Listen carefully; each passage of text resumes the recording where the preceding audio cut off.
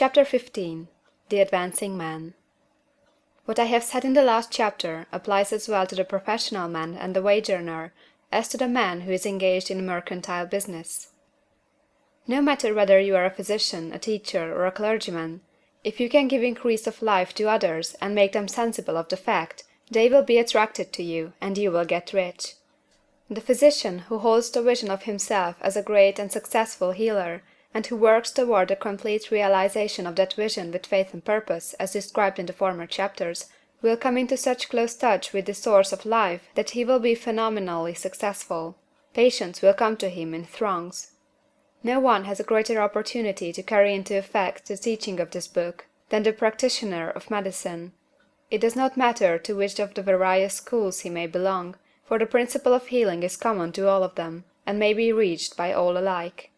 The advancing man in medicine, who holds to a clear mental image of himself as successful, and who obeys the laws of faith, purpose, and gratitude, will cure every curable case he undertakes, no matter what remedies he may use. In the field of religion, the world cries out for the clergyman who can teach his hearers the true science of abundant life. He who masters the details of the science of getting rich, together with allied sciences of being well, of being great, and of winning love, and who teaches these details from the pulpit, will never lack for a congregation. This is the gospel that the world needs. It will give increase of life, and men will hear it gladly, and will give liberal support to the man who brings it to them. What is now needed is the demonstration of science of life from the pulpit.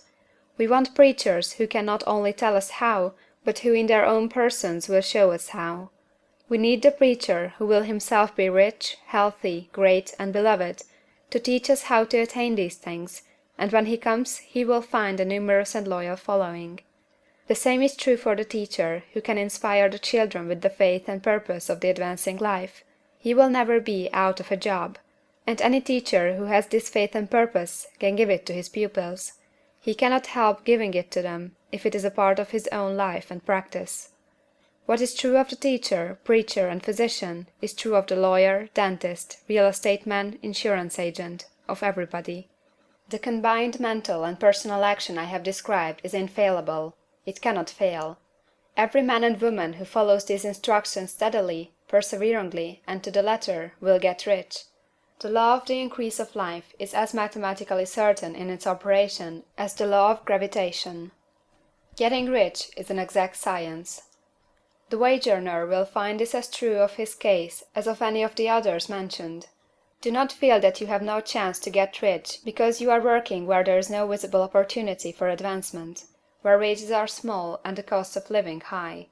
Form your clear mental vision of what you want, and begin to act with faith and purpose. Do all the work you can do every day, and do each piece of work in a perfectly successful manner. Put the power of success and the purpose to get rich into everything that you do.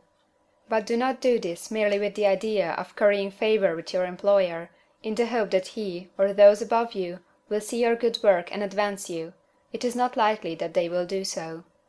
The man who is merely a good workman, filling his place to the very best of his ability, and satisfied with that, is valuable to his employer, and it is not to the employer's interest to promote him. He is worth more where he is. To secure advancement, something more is necessary than to be too large for your place. The man who is certain to advance is the one who is too big for his place, and who has a clear concept of what he wants to be, who knows that he can become what he wants to be, and who is determined to be what he wants to be. Do not try to more than fill your present place with the view of pleasing your employer. Do it with the idea of advancing yourself. Hold the faith and purpose of increase during work hours, after work hours, and before work hours. Hold it in such a way that every person who comes in contact with you, whether foreman, fellow workman, or social acquaintance, will feel the power of purpose radiating from you, so that everyone will get the sense of advancement and increase from you. Men will be attracted to you, and if there is no possibility for advancement in your present job, you will very soon see an opportunity to take another job. There is a power which never fails to present opportunity to the advancing man who is moving in obedience to law. God cannot help helping you if you act in a certain way. He must do so in order to help himself. There is nothing in your circumstances or the industrial situation that can keep you down. If you cannot get rich working for the Steel Trust, you can get rich on a 10-acre farm, and if you begin to move in a certain way, you will certainly escape from the clutches of the Steel Trust and get on to the farm or wherever else you wish to be. If a few thousands of its employees would enter upon the certain way, the Steel Trust would soon be in a bad plight. It would have to give its working men more opportunity or to go out of business. Nobody has to work for a trust. The trusts can keep men in so-called hopeless conditions only so long as there are men who are too ignorant to know of the science of getting rich, or too intellectually slothful to practice it. Begin this way of thinking and acting, and your faith and purpose will make you quick to see any opportunity to better your condition. Such opportunities will speedily come, for the Supreme, working in all, and working for you, will bring them before you. Do not wait for an opportunity to be all that you want to be. When an opportunity to be more than you are now is presented, and you feel impelled toward it, take it. It will be the first step toward a greater opportunity. There is no such thing possible in this universe as the lack of opportunities for the man who is living the advancing life. It is inherent in the constitution of the cosmos that all things shall be for him and work together for his good, and he must certainly get rich if he acts and thinks in the certain way.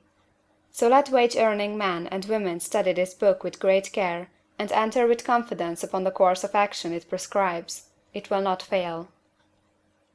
End of chapter 15.